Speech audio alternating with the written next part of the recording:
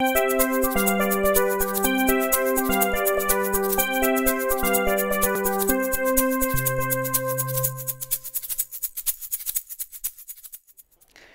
and welcome to episode 17 of our CRICKETher Social Isolation Vodcast. What were we doing? Where were we last week, Syd? Well, last week we were at the Oval for the final of the Kia Summer Smash from last year. And this week, thanks to the magic of green screen, we are... No, hang on. It's not green screen, is it? Yeah, it is, Raf, look. It's real! It's real cricket! We have come to Ropley to see Ropley v Hursley Park, and we're really excited. It's the first live cricket we've seen since the final of the MCG back in March, which feels like a lifetime ago, doesn't it, Syd? It does, yeah. Katy Perry's already been and gone today. If you missed her, then tough. She's flown back to LA already on her private jet. And we're left with the cricket, so... But we're happy. Okay, so we're going to talk a little bit about the internationals first, that England are planning for September.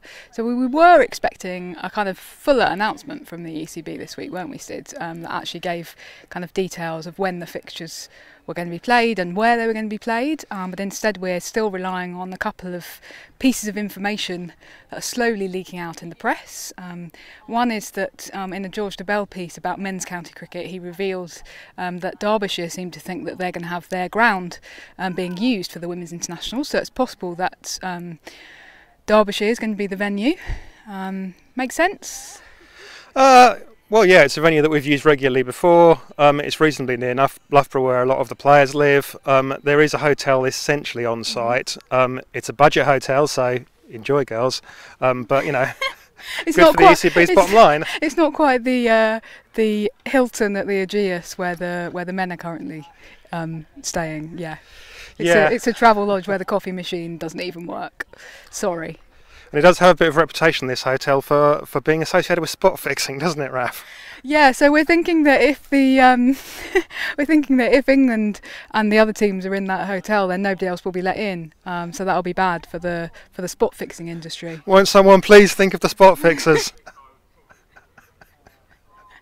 Okay. But talking of being let in, yes. It looks like possibly a lot more people will be let in, because the government are talking about using women's sport as a pathway back for spectators, and to try and kind of test the water in terms of spectators attending these games in a presumably quite still socially distanced way. So there's rumours that we may see spectators there as well, which may mean also more members of the press get in. I don't know. The press box there is really small, and we saw pictures of the way that they were socially distancing the men's press box in the test, and that's a huge press box down at Southampton, and there were huge gaps between the members of the press. I have to say, if you wanted those sized gaps in Derby's press box, then you'll fit about one person in there. It's not quite that bad, but yeah. Okay, so our vote would not be in favour of Derby. If anyone's listening, which they probably aren't, then let's go to the Aegeus, and we think that the players would probably support that as well. Okay, next bit of exciting news is that the first county cricket to be played this year is going to be a women's county match. It's going to be the London Cup between Surrey and Middlesex, and that's going to be played on Wednesday the 22nd of July at 6 p.m. at the Oval. Now obviously it is going to be behind closed doors, but it's going to be live streamed on both Surrey and Middlesex's channels, so we're really excited about that, aren't we, Syd? Yeah, it'll be great to get that back. The Middlesex Cup has been a bit of a fun fixture for us over the past few years, because it's a fixture that stands alone. It's not part of the County Championship, and the clubs at different points try to make it a bit more special. We've had fixtures at the Oval before. We had the one at Lords, which unfortunately was severely rain affected, but the players did get on for that one. So yeah, and let's see if Surrey can finally break their duck, because of course it's been going for like 5 years now, and Surrey have never won it. So they don't like it when you point that out, so Sorry. let's not. Bit late now. And the other interesting thing is going to be to see whether any of the England players or any of the new pros can play. So that would be people like Nat Siver for Surrey, and then I guess Naomi Ditani, Amara Carr, Cordelia Griffith, who are the new Middlesex pros, and then there's obviously the new Surrey pros as well. I'm not meant to call them that; they're meant to be regions, but you know what I'm saying here. Are any of those players going to be able to play? Yeah, I mean, our understanding is that they're probably not going to be able to play. This is due to the government's COVID regulations. We understand that once you get classified as an elite sportsman, then you get parcelled off with a complete sportswoman, sportsperson. I was going for the batsman approach. You get parcelled off into a completely different set of regulations in elite sport. So once you've signed that pro contract, then you can no longer play recreational sport from the COVID perspective, and that's what's going to be the influence here. So it's not the ECB saying these people can't play, it would be the government regulations saying these people can't play.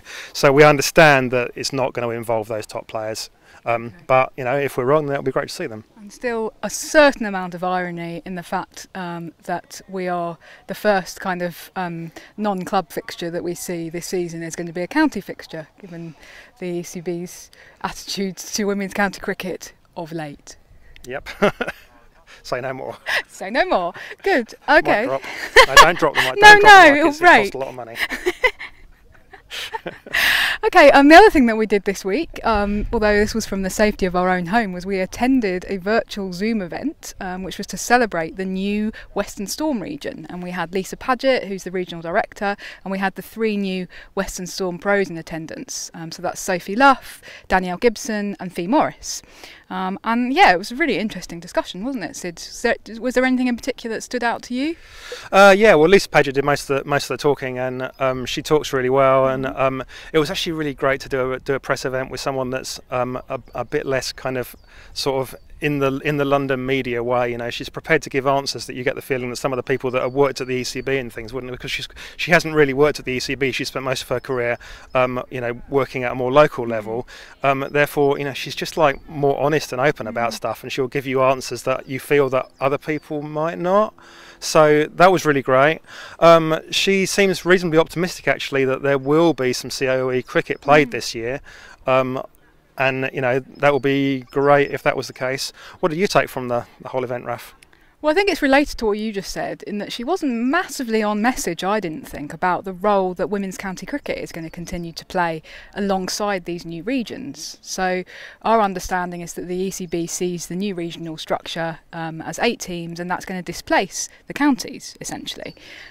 Lisa Paget seemed to suggest, and she actually said one of the markers of success for herself as the regional director of Western Storm is to support the existing women's county structure. So I thought that was really interesting, actually. This idea that her view is that it's a supplementary and that it's going to do a lot to strengthen women's county cricket, whereas I'm not convinced that that's how the ECB see it. Yeah, it was interesting. I agree. Okay, another slightly less happy news story from the week, which seemed to get around a bit, which was that Mithali Raj has been interviewed by an Indian media outlet, and she has said that she thinks that the pandemic is going to set women's cricket back by 2 years. And she, just to develop the point a little bit, she gave a couple of examples. So she said, first of all, it means that the women's IPL, which was going to be expanded, we think this season now may very well not go ahead. We don't even know if there's going to be a men's IPL. So there's that. So it could push back plans for an IPL, a women's IPL, by a couple of years. And the other thing she said was that there was this great feeling in India of a sense of momentum behind Indian women's cricket. So they'd obviously been in the World Cup final in 2017, and then most recently they were in the World T20 Cup final in Australia in 2020, earlier this year. And so that's great for Indian women's cricket, but her feeling was that some of that momentum will have been lost and will have kind of disappeared by the time things get back up and running. So do you think she's right, Syd? Are we looking at a 2-year setback for the women's game? Well, you talked about, it was a little bit less optimistic, and I think that Mithali Raj is not right, and unfortunately I think that she's not right, because I think that 2 years is very optimistic for the setback.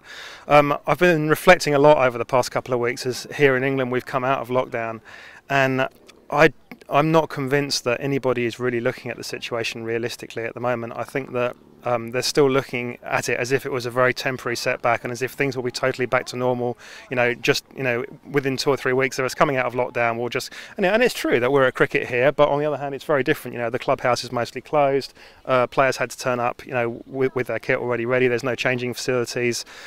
People are obviously being wary to keep distance of each other on the boundary and things like that, and all that stuff together suggests to me that things aren't going to come back to normal anytime soon, and I think that overall that's going to cause a financial impact, which is going to mean that the pressure on the women's game is going to be much greater than anyone thinks. And people are still talking as if there's been a setback in the budget this year, but everything's going to be back to normal next year. I'm afraid I don't think it is, and I think that we're going to have several years of setback, and that's going to be the case for everything. We're not just talking about women's cricket here. I don't think women's cricket is going to be uniquely setback. I think all sports will be, right down from men's football, which is probably in this country the best placed sport to handle this, because there's a lot of money at the top end, but clubs in the lower 2 tiers, I wouldn't be surprised if this ends up, for instance, finishing off the lower 2 tiers of English men's professional football.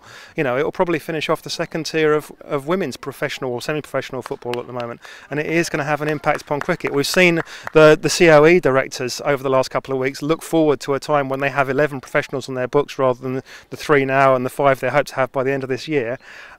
That sounds very, very optimistic to me, given the financial constraints that we're going to be under. So I hate to end this on a bit of a downer, but unfortunately I think that the setback is more serious than anybody is anticipating, unfortunately.